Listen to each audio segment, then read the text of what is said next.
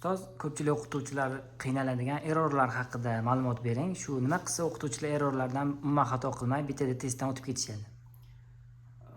Buning uchun albatta qog'oz qalamni tayyorlab olish tavsiya etiladi. Mistakes, ya'ni o'zi ikki guruhga bo'lib bo'lganmiz. Biri slip, ikkinchisi error. Slip bu bevosita o'quvchini stressdan, hayajonidan yoki mana shu sizni oldingizda demak topshiriqni bajarish, ya'ni haybatingizdan qo'rqib qiladigan xatosi, ya'ni imkon bersa o'zi to'g'rilay oladigan xatoga nisbatan slip atamasi yuritiladi. Errorlar bevosita endi ustoz sifatida siz bir mavzuni boshlagansiz, lekin hali nihoyasiga yetmagan. Masalan, ko'pincha past simple mavzusini, masalan, zamonlar uchun o'qituvchi sifatida darsni boshlasangiz, albatta nima deysiz? Qoida aytasizki, o'tkazma hosil qilish uchun fe'lga id qo'shamiz degan mana shu qismda birinchi darsda shu mavzuni o'tasizda, shu qoidani o'quvchilar mahkam ushlab oladida, ya'ni har demak o'tkazma ishlatish holida demak vaziyat tug'ilsa, shu idni qo'yib gap tuzish boshlaydi. Masalan, I go to school yesterday, I cut tarzida, ya'ni o'tgan zamon fe'lini, noto'g'ri shaklini demak barchasini id qo'shish orqali yasaymiz deb bitta qoidani nima qilib oladi? Mahkam ushlab oladi va mana shu qoida o'qituvchi hali mavzuni to'liq oxiriga yetmagan joyidan qiladigan xatosi. Shuning uchun ham buni developmental error.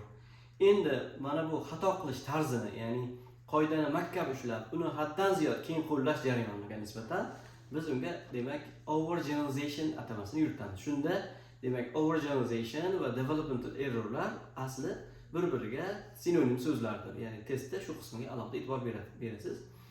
Navbatdagi xatolar jamlanmasiga bu 3 ta juftlikni o'z ichiga oladi. Bu demak interference error deb sanaladi. Interference ya'ni til o'rganayotganda, masalan, biz mana tasavvur qiling, ingliz tilini o'rganayotganimizda, demak, ana shu tilni muvaffaqiyatli bajarish uchun bizga nima qiladi?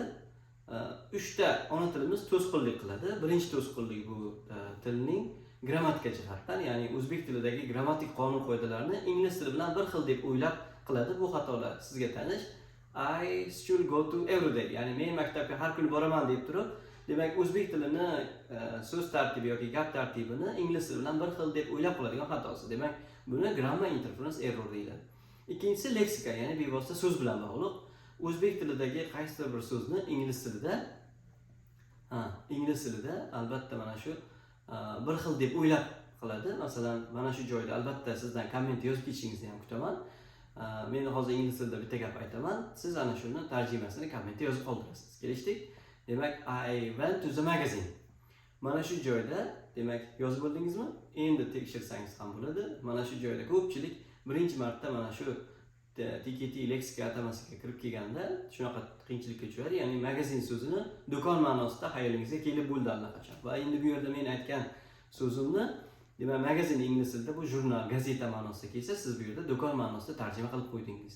Mana shu demak ingliz tilidagi yoki o'zbek tilidagi qaysidir so'zni ingliz tilidagi so'z bilan bir xil deb o'ylab qiladigan xatolaringiz demak nima bo'lar ekan? Lexical interference error. Uchinchisi va eng oxirgisi, eng muhimi, quloq soling. Demak, bu yerda talaffuz bilan bog'liq. Ya'ni o'zbek tilidagi qaysidir talaffuz qonun qoidalarini ingliz tilidagi so'zni talaffuz bilan bir xil qilib ishlatish. Masalan, asosan o'zbek tilida urg'u bir so'zni birinchi bo'g'inga, ikki bo'g'inli so'zni birinchisiga, uch bo'g'inli so'zni ikkinchisiga tushadi. Mana shu holatga amal qilmasdan, masalan, finished, cleaned qilib, demak, talaffuzlarida qulog'i og'ritadigan darajada xatolarni qilishadi va mana shu joyda o'quvchilarimiz demak ona tilisidagi demak talaffuz yoki umuman stress qonun qoidalarini ingliz tiliga apply, ya'ni amaliyotga qo'llayotgan bo'ladi va mana shu xatoga nisbatan biz demak interference pronunciation error deb demak tanishtirishimiz mumkin. Error haqida yana batafsil demak ma'lumotlarimiz bor.